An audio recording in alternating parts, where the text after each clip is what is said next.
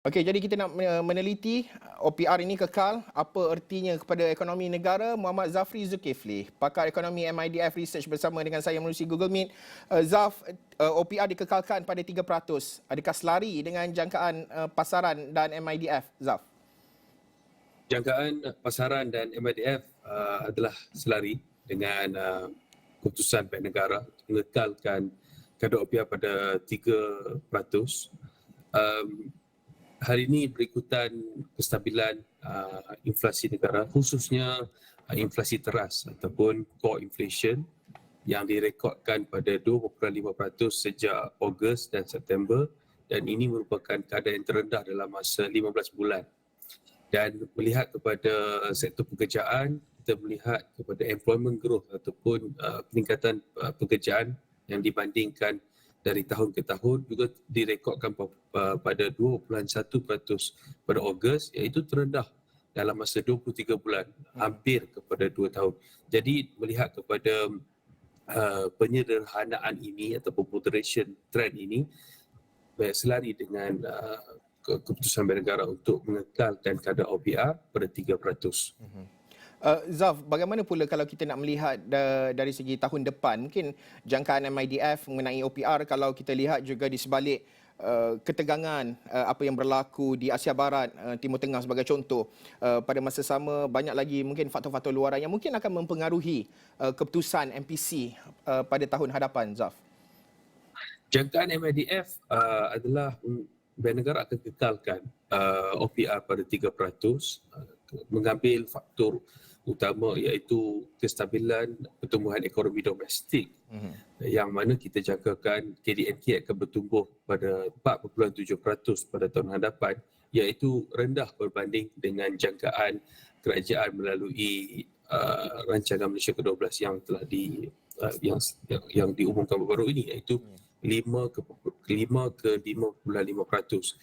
Jadi dengan kestabilan kadar inflasi dan sektor pekerjaan terus menyederhana, jadi MIDF Research tidak nampak ada keperluan untuk Bank Negara naikkan kadar OPR pada tahun hadapan maupun mengurangkan kadar OPR.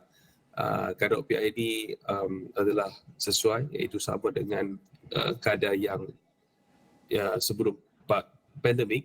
Jadi ia akan membantu pada pertumbuhan ekonomi negara.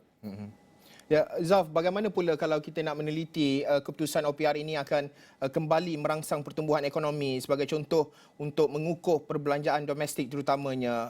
Adakah inflasi mampu kekal sekitar dalam 2% apabila subsidi ayam sebagai contoh telah pun ditamatkan, Zaf?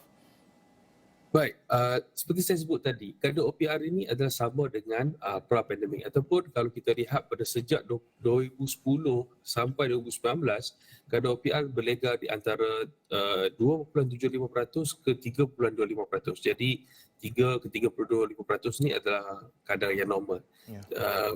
Pada terakhir kita mencatat 3.5% adalah tahun 2007. Jadi dengan kekekalan kadar OPR 3%, ia tidak akan memberikan kesan sangat kepada prestasi perbelanjaan rakyat dan juga korporat. Dan melihat kepada inflasi, kita MIDF mengunjurkan kadar inflasi pada 3.5% pada tahun depan. Ya. Bukan saja ayam, kita juga menganggarkan kesan kepada targeted subsidi yang akan dilancarkan kepada minyak petrol, khususnya dalam bulan 5 dan ke atas. Jadi ini akan memberikan kesan kepada inflasi, iaitu menaikkan kadar inflasi ke 3.5%. Mengenai inflasi makanan, sebelum pandemik, negara mencatatkan average dalam 3%. Namun setelah pandemik, post-pandemic average adalah dalam 4%. Jadi kita dengan subsidi, dengan faktor luar dan kita juga sebagai Malaysia sebagai negara pengimport makanan, kita mengunjurkan kadar inflasi makanan kekal pada 4%.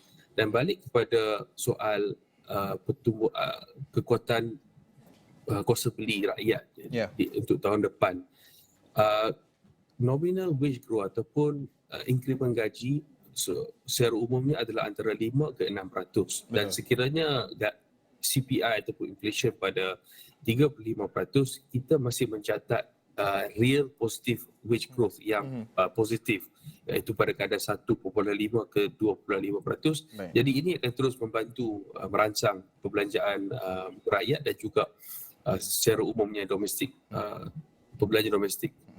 Ya, sudah tentu Zaf, kita akan meneliti apa langkah-langkah fiskal yang akan terus diberi tumpuan oleh kerajaan dalam temu bual selepas ini bersama dengan Datuk Seri Ahmad Maslan. Terima kasih Saudara Muhammad Zafri Zulkifli, pakar ekonomi MIDF Research, berkongsi pandangan beliau berkenaan dengan keadaan ataupun keputusan MPC BNM semalam. Terima kasih Zafri.